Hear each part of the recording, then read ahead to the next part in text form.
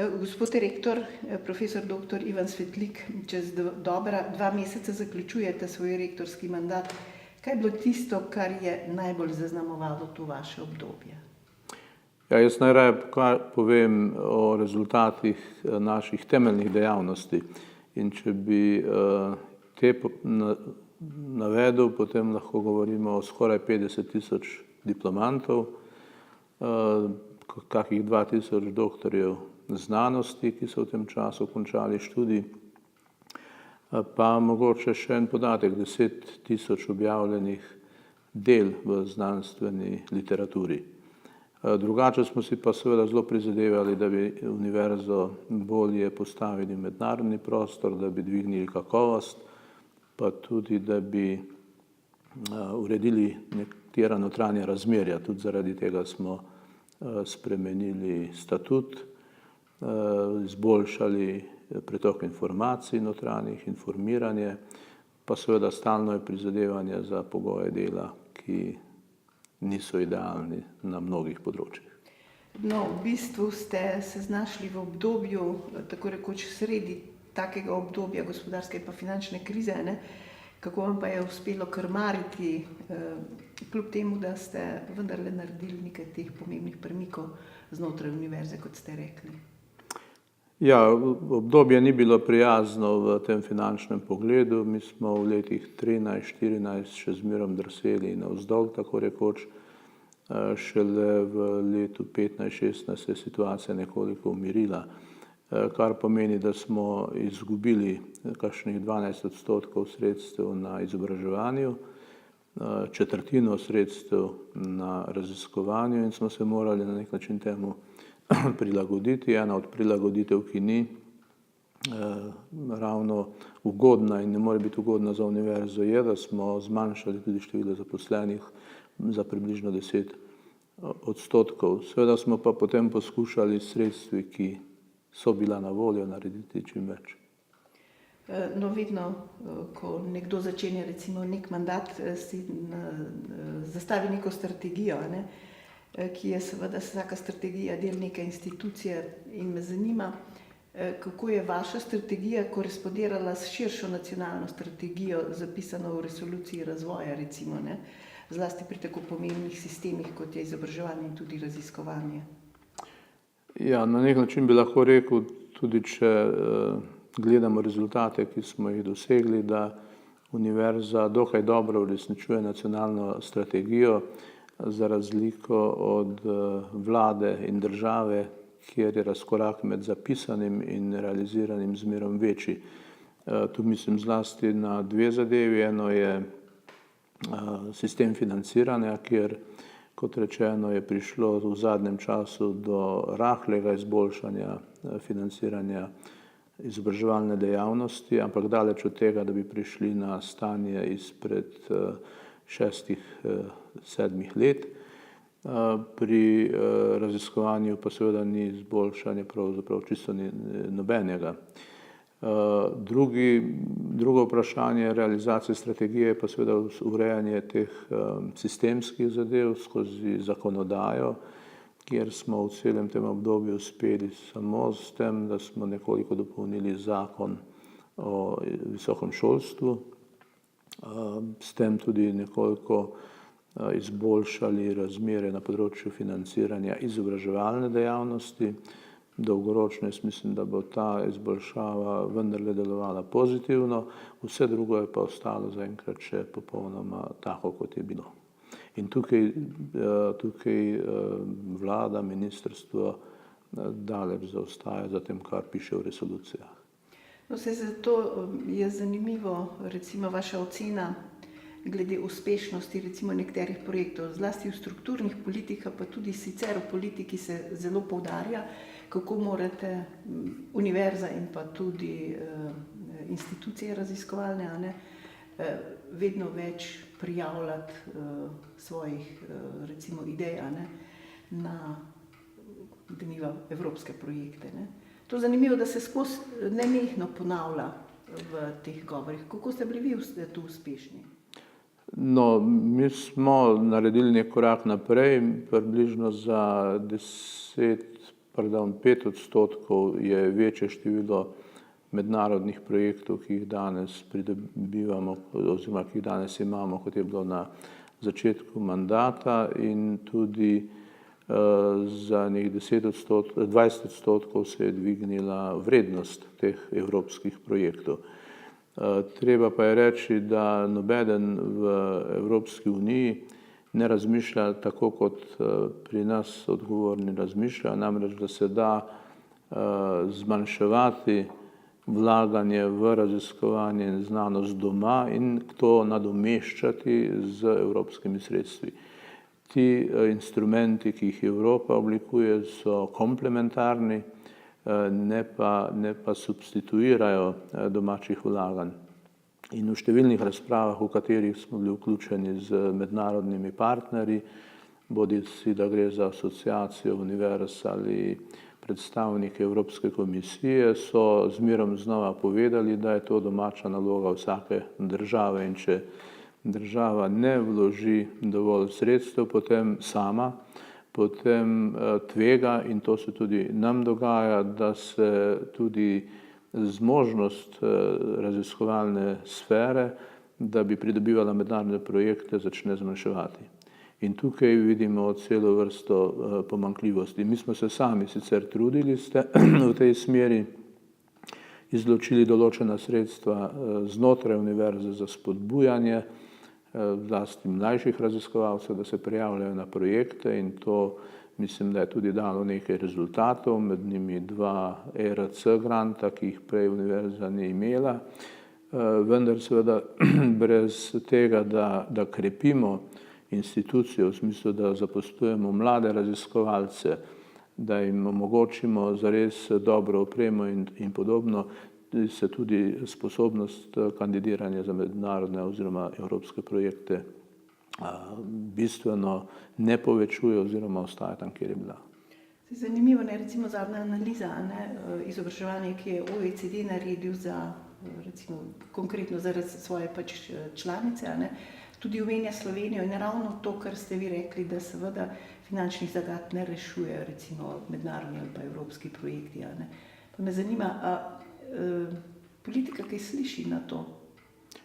Ne, jaz mislim, da je bilo nasprotno večkrat celo eksplicitno rečeno, da bo ob pomanjkanju, v razloge, zato se ne bomo spuščali, domačih sredstev, da bo politika poskrbela za to, da bodo evropska sredstva namenjena temu področju. In do neke mere je to res, ker se potem recimo evropska sredstva koristijo za spodbujanje doktorskega študija, za spodbujanje tudi mednarodne mobilnosti, vendar, kot rečeno, je to tudi vprašljivo po svoje, kajti to so dejavnosti, ki morajo teči kontinuirano. In potem se nam dogaja, da ko se nek program komaj začne s pomočjo teh sredstev, se ta sredstva zaradi projektnega načina financiranja ukinejo in potem ostane cela dejavnost na planem brez ustrezne finančne podpore. Gospod rektor, poglejte, pogosto pa so kritične ocene tudi iz gospodarstva, ki se pa nanašajo na prevelik odstotek tistih, ki se odločijo za študij, kar pušča seveda večplastne posledice. Tako gospodarstvo pravi, da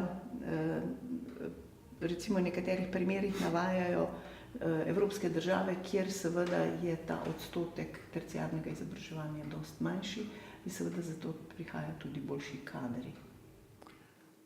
Jaz se v načelu lahko strinjam s tem, da smo kot država v vrhu ali med državami, ki imajo največji delež mlade generacije, ki po srednjem izobraževanju nadaljuje na izobraževanje na višjih, visokih šolah, na univerzah.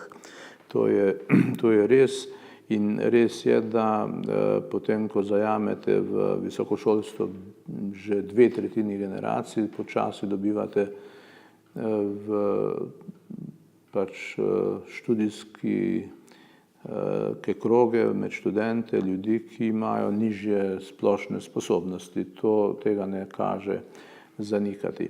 Res pa je tudi nekaj drugega. Prvič to, da je po deležu ljudi z visoko izobrazbo Slovenija močno zaostajala v preteklosti in da se je s tolikšnim vpisovanjem na visoke šole zdaj izobrazbena struktura začela v celoti gledano popravljati. In mislim, da je to nekaj, kar ima dolgoročno pozitivne posledice. In drugo, kar je pa seveda kritično, je pa to, da ob tolikšnem vpisu in tudi vpisu manj zmožnih na univerze bi morali v izobraževanje ravno zaradi tega investirati več, zato da bi lahko tudi tistim, ki so nekoliko manj zmožni, zagotovili, da pridejo do vsaj povprečno dobre, če ne nadpovprečno dobre izobrazbe. Mi tega nismo storili. Pri nas se je obseg izobraževanja oziroma vpisa generacije povečeval, količina sredstev za izobraževanje pa se je zmanjševala in kot sem že navedel, mi smo morali zaradi tega tudi zmanjšati število zaposlenih. To gotovo ne ostane brez posledic za kvaliteto oziroma za to, kaj lahko mi posameznim študentom damo. Ki se pa največ posledice kažejo lahko recimo po 10, 15, 20 letih? Seveda, te stvari so dolgoročne, kajti nekdo, ki prihaja potem iz izobraževalnega procesa z nižjimi rezultati, z slabšim znanjem, bo seveda deloval v nekem okolju manj uspešno, kot bi sicer lahko. In to je, bi rekel, vprašanje spet sistemskega premisleka, ali želi država razvoj s pomočjo izobraženih kadrov, če to želi, potem mora vanje vlagati, ali pa želi ostajati tam nekje na povprečju, na periferiji, v dodelavnih poslih, kot temu rečemo, na margini, potem pa seveda rabi manj izobraženega prebivalstva. Jaz mislim, da ta druga opcija, po mojem mišljenju, za Slovenijo ni in ne bi bila dobra. Kakšno pa je do sicer vaše sodelovanje z gospodarstvom? Jaz mislim, da to sodelovanje je kar razširjeno v nasprotju s splošnimi prepričanji. Pri nas stalno teče okrog 600 raziskovalnih razvojnih projektov z gospodarstvom. Te pogodbe se obnavljajo, potem ko stare ugasnejo.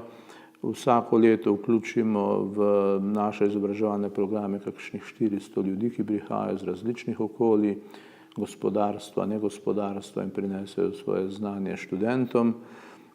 Potem lahko navedem zadnji program pametne specializacije, ki je namenjen prav sodelovanju raziskovalne in gospodarske sfere, kjer smo imeli posebne priprave za to, da smo identificirali tiste razvojne skupine, ki imajo tudi, oziroma raziskovalne skupine, ki imajo velik razvojni potencial, in na tej podlagi smo se uspešno vključili praktično vsa strateška razvojna partnerstva in v prvem razpisu tudi dobili okrog 10 milijonov sredstev za univerzo.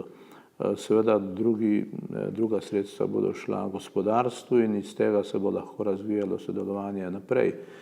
Omenil bi še zelo, moram reči, dober program, ki ga financira ministrstvo, to je Po kreativni poti do znanja, kjer teče sedaj preko 100, v prejšnjem krogu pa približno toliko tudi projektov, v katerih študenti sodelujejo pri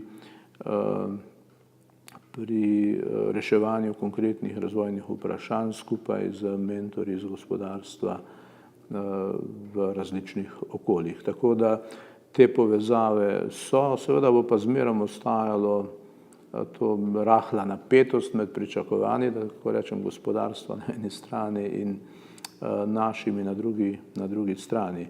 Zlasti zaradi tega, ker se zahteve tehnološke in delovne stalno in vse hitreje spreminjajo in jim je težko slediti iz univerze, ne da bi bili mi z njimi bolje povezani. Tako da, če se pogovarjamo o tem sodelovanju, mislim, da kaže razmišljati o tem, kako bolj intenzivno sodelovati zlasti, ko gre za oblikovanje programov in pa izvajanje potem samega pedagoškega procesa. Če bi želeli seveda da bi bilo manj razlik med pričakovanji gospodarstva in seveda tem, kar prinašajo potem tudi diplomanti. Je pa seveda tudi res, da so nekatere predstave zelo, rekel, preveč poenostavljene v tem smislu, da je treba usposabljati ljudi za konkretna delovna mesta. Ta delovna mesta se pa seveda lahko v par letih povsem spremenijo in če nekdo nima temeljnega znanja, s katerim lahko potem preide na neko drugo delo, nima te podlage, potem bo seveda tudi gospodarstvo zelo malo diplomantov dobilo na tak način. Dobro, ja. Seveda po drugi strani je pa bilo veliko govora, bodisi na sami univerzi oziroma fakultetah, tako tudi strani strukturnih politik, potreba po čim večji internacionalizaciji univerze kot take, ne? Institucije, kamor se vključuje tudi potreba po večanju tujih študentov in pa po večanju tujih profesorjev. Kako vi to komentirate? In to mislim, da je ta zahteva ali pričakovanje na mestu in mislim, da smo v tem obdobju naredili kar velike korake v tej smeri. Imamo četrtino več študentov, ki študirajo od začetka do konca pri nas, kot smo jih imeli poprej. Imamo skoraj polovico več študentov, ki prihajajo iz drugih univerz na te kratkotrajne, se pravi enoletne ali polletne izmenjave, tako da je delež tujih študentov pri nas zdaj porasel na približno 11%, za razliko od recimo 4-5%, kolikor jih je bilo samo nekaj let nazaj. Poleg tega smo povečali tudi delež akademskega osebja, ki prihaja iz tujine, čeprav je treba priznati, da tukaj ta proces teče najpočasneje in najtežje, ampak ne samo zaradi teh internih ovir, ki verjetno jih lahko označimo kot ovire v samem temeljnem sistemu kadrovanja na univerzi, ki je bil tradicionalno usmerjen navznoter, kjer je bilo pričakovati, da bo vsak profesor poskrbel za svojega naslednika. Nekaj tega seveda še zmeraj ostaja in je tukaj treba narediti preboje, ampak mi naletimo pri teh prizadevanjih, da bi zaposlili več tujih oseb tudi na celo vrsto ovir od zunaj. Traja celo leto in več, predno lahko uredimo vse formalnosti, zlasti za tiste ljudi, ki niso iz Evropske unije, ki prihajajo recimo iz drugega okolja, iz Avstralije, Amerike, Azije in tako naprej. Tukaj so administrativne ovire neizmerne, da tako rečem, in na načelni ravni vsi podpirajo ta prizadevanja, ko pa gre za čisto praktične rešitve, ko gre za delovna dovoljenja, dovoljenja za bivanje in podobne reči, se pa stvari začnejo zelo zapletati. In tukaj seveda vse odgovornosti za to, da gre stvar počasi, ne more univerza sama nositi. No, pri internacionalizaciji bi omenil še to, da smo bistveno spremenili naš pristop v tem smislu, da ga dopolnjujemo s tako zvanimi strateškimi partnerstvi. Včasih se je to sodelovanje gradilo bolj od spodaj navzgor preko stikov posameznikov s svojimi kolegi v tujini. Zdaj smo dopolnili ta pristop s tem, da sklepamo dolgoročne pogodbe o poglobljenem sodelovanju z izbranimi univerzami, bodisi v evropskem, bodisi v širšem prostoru, in mislim, da to že daje tudi nekatere rezultate. Kot primer bi navedel, da smo z Univerzo v Lövnu in nekaterimi drugimi univerzami, kot je Praška in iz Budimpešte, osnovali spet en skupen poseben sklad za spodbujanje skupnih raziskovalnih projektov in da smo prve štipendije nedavno tudi podelili mladim raziskovalcem, ki bodo zdaj delali na prijavi projektov za Horizon 2020.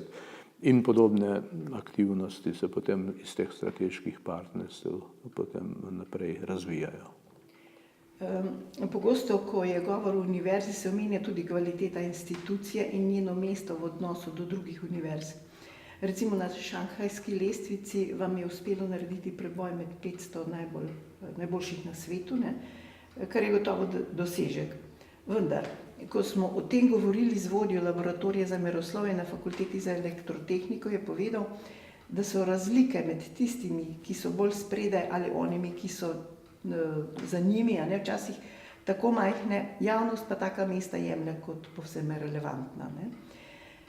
Zato se nam še toliko bolj pomembna zdijo stališča in izkušnje tistih znanstvenikov, ki sodelujejo v mednarodnih raziskovalnih skupinah ali pa so tudi nosilci pomembnih funkcij v mednarodnih asociacij, pa tudi tistih, ki so se uvrstili med dobitnike prestižnih projektov. Ti namreč poudarjajo, da so naše fakultete, tu seveda moram reči, da gre predvsem za naravoslovne in tehnične, imenitne. Dobili so toliko znanja, da je povsem primerljivo z raziskovalci prestižnih mednarodnih univerz. Zakaj se taka stališča spregledujejo? To je, če začnem pri zadnjem vprašanju, je malo, rekel, tudi odvisno od tega, kakšna je naša kultura, kakšne so naše kulturne poteze. Mi zelo radi kritiziramo, smo povsod kritični, nimamo pa tega niti privzgojenega, niti v naši naravi, da bi se veselili dosežkov in na njih gradili in na tak način ustvarjali nekoliko bolj pozitivno klimo, kjerkoli že, in to velja verjetno tudi za to naše visokošolsko in raziskovalno področje. Sicer je pa to točno, ne, teh primerjav, ki jih delamo, kje pravzaprav smo in kje bi radi bili, nobeden v resnici ne mara, vsi se pa potem po teh lestvicah oziramo, ker je pač to neke vrste benchmark, kot temu rečemo, ne, približno vidiš, kam sodiš v svetovnem merilu. Je pa treba reči, da teh lestvic veliko, da je položaj tudi naša univerza na njih zelo različen, ponekod višji, drugje nižji. Ostajamo tam med recimo 3% najboljših univerz v svetovnem merilu. In tudi res je, kar ste navedla, da so ponavadi potem indikatorji za to, da nekoga vrstijo, neko univerzo vrstijo na to lestvico takšni, da ustvarjajo zelo majhne kvantitativne razlike med inštitucijami in seveda lahko zelo majhna sprememba pomeni izgubo ali pridobitev nekih 100-200 mest na takšnih lestvicah in zato seveda ne gre vse staviti samo na te lestvice. Zato dostikrat opozarjamo tudi na to, da recimo tudi naši študentje dosegajo posamezne zelo vidne rezultate na mednarodnih tekmovanjih. V tem obdobju smo imeli kar nekaj zelo zanimivih dosežkov, kot so bile zmage naših strojnikov, ko je šlo za izdelavo brezpilotnih letal, majhnih brezpilotnih letal.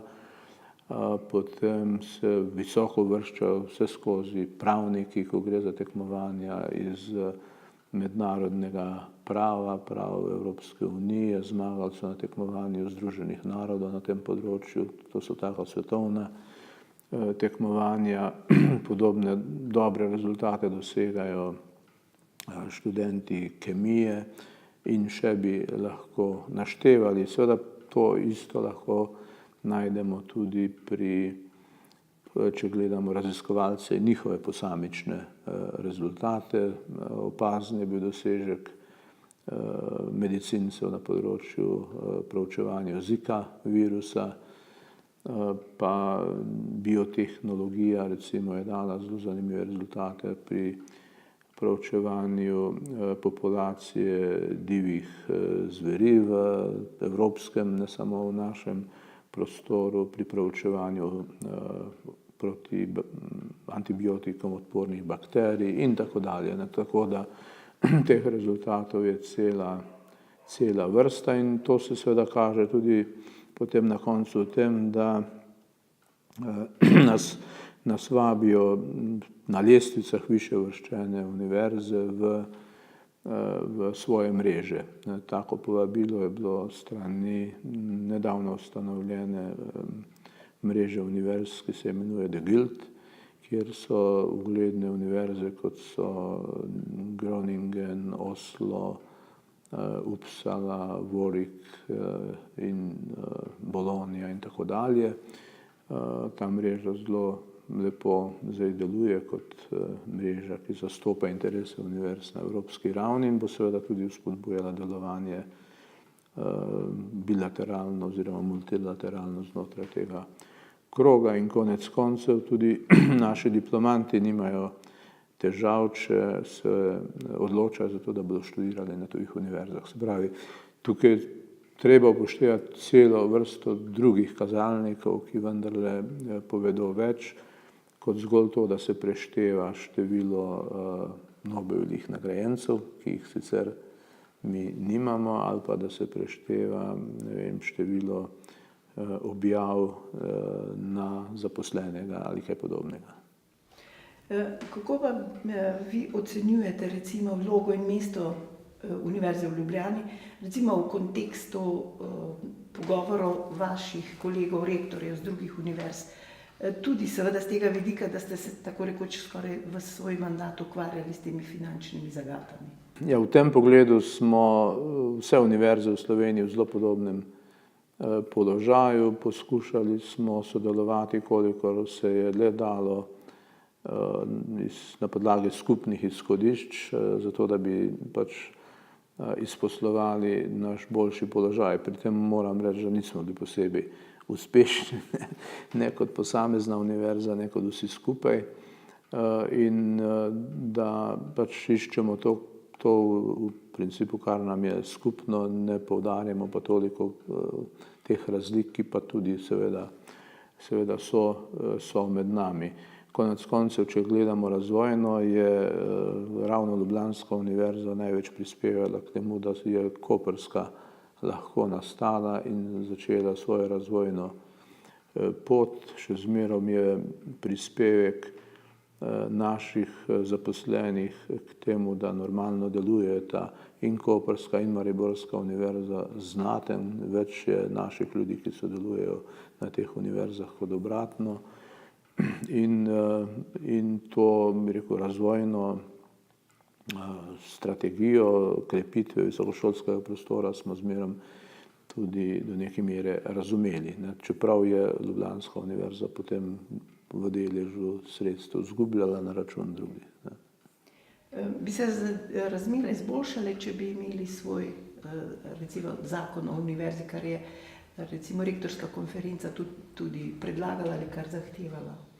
Ja, rektorska konferenca je zmerom bolj prepričana in odločna v zahtevi, da je to nujnost.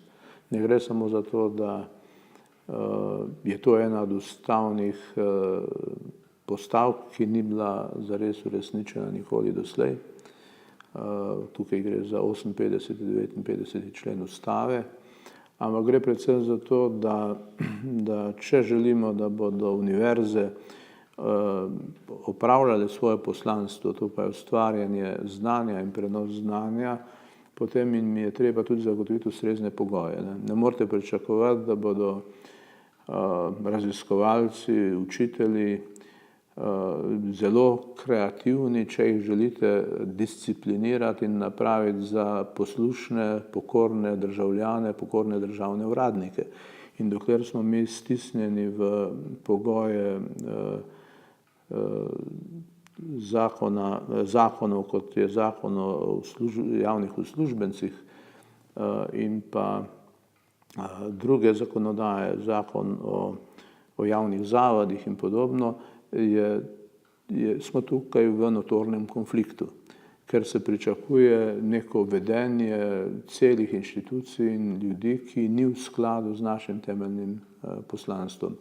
Mi, če se po tej plati primerjamo z drugimi univerzami, ugotavljamo zmerom večje razlike in konec koncev je tudi analiza, ki jo dela stalno Asociacija evropskih univerz glede avtonomije univerz, pokazala, da smo med temi članicami Evropske unije tam nekje okrog 20. ali celo nižjega mesta. Se pravi, smo na repu v vseh pogledih, ko gre za kadrovsko, finančno, akademsko avtonomijo univerz in organizacijsko. Tako da tukaj bi se moral zakonodajalec, vlada zavedati, da je naše temeljno poslanstvo ogroženo pravzaprav na tak način in da z predpisi, ki nas utesnjujejo, ne moremo dolgoročno dosegati kakšnih boljših rezultatov, kot jih. Preprosto, tudi če smo že prej omenjali vprašanje zaposlovanja tujcev, mi dobrih ljudi ne moremo pripeljati na univerzo že zaradi tega, ker jih ne moremo plačati. Lahko jih iščemo mogoče v okoljih, kjer so mizerne plače, recimo kje na posameznih vzhodnih državah, pa ne povsod, zato ker imajo Kitajci boljše plače na univerzah, kot jih imamo mi. Mogoče seveda v kakšnih zelo ubogih državah bi se to še dalo najti. Iz evropskih držav pa je mogoče pripeljati za plačo, ki jo mi ponujamo, zelo malo ljudi. Morda z kakšne Bolgarije, Romunije še, morda celo Poljska, ampak potem se pa že konča, kajti Čehi recimo in denimo Estonci plačujejo svoje raziskovalce drugače in bolje. Predvsem imajo pa seveda bolj proste roke, ko gre za iskanje organizacijskih rešitev, ko gre za vprašanje delitve denarja, tudi ko gre za vprašanje recimo prenosa znanja v okolje, za ustanavljanje teh novih podjetij, ki jih ustanavljajo njihovi diplomanti in podobno. Tu je pri nas še zmeraj ogromno teh ovir. No, še tole, kako pa gledate na odnos raziskovalnih inštitutov do univerze? Gre za sobivanje, sodelovanje ali kaj drugega? Pogosto se v tem kontekstu znajde razprava o temeljni in bazični znanosti. Za kakšne rešitve ste si vi tu prizadevali? Ja, jaz sem se vse skozi prizadeval, oziroma naše vodstvo, da bi se to sodelovanje poglobilo, okrepilo. Imeli smo na mizi povabilo inštitutom, da bi skupaj zahtevali zakon o univerzah in raziskovalnih inštitutih. Žal se inštituti za kaj takega potem niso odločili, razloge morajo sami najti in povedati, zakaj. Zelo konkretni pri tej zavrnitvi niso bili.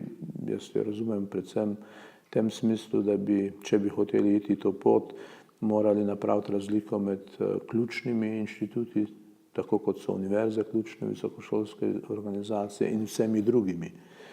In da pač je struktura, ki odloča o tem, odločevalska struktura zelo močno pod vplivom tudi teh drugih manjših, bolj razvojno usmerjenih inštitutov.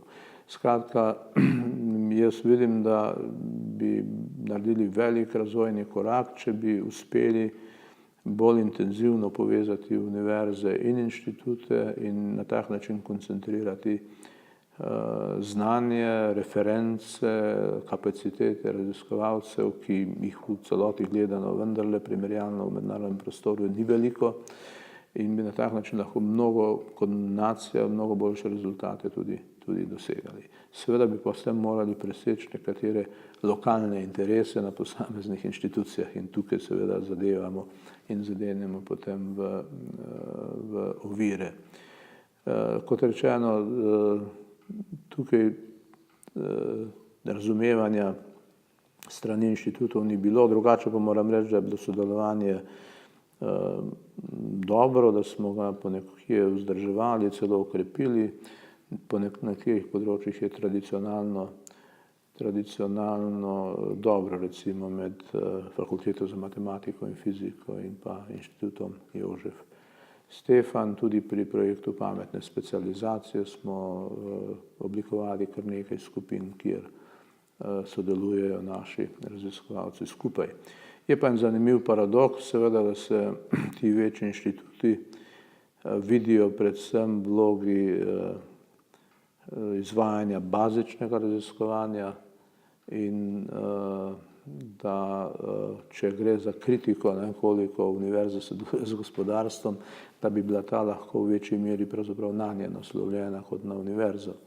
Kajti tega sodelovanja, če gledamo finančno, ima naša elektrofakulteta več, kot ga ima recimo Institut Jožef Stefan.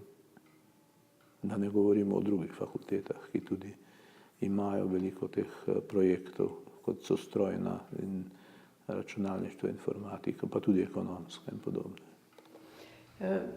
Kakšni kondiciji torej zapuščate univerzo vašemu nasledniku? Jaz mislim, da so izhodišča dobra, da je pa seveda veliko treba še narediti, da na nobenem področju seveda nismo dosegli v celoti tega, kar bi se od univerze pričakovalo. Niti na področju internacionalizacije, kjer je možno verjetno in potrebno še naprej poglabljati to sodelovanje, niti na področju doseganja kakovosti, čeprav tu smo vzpostavili sistem spremljanja zagotavljanja kakovosti, ki ga poprej ni bilo in jaz mislim, da lahko dobro deluje in da bo dal svoje rezultate, vendar je to nekaj, kar je treba gledati kot proces, ne pa kot enkratno dejanje. In v tem smislu bo seveda naslednja ekipa imela kar veliko dela še naprej. Najlepša vam hvala, gospod rektor. Tudi vam hvala lepa.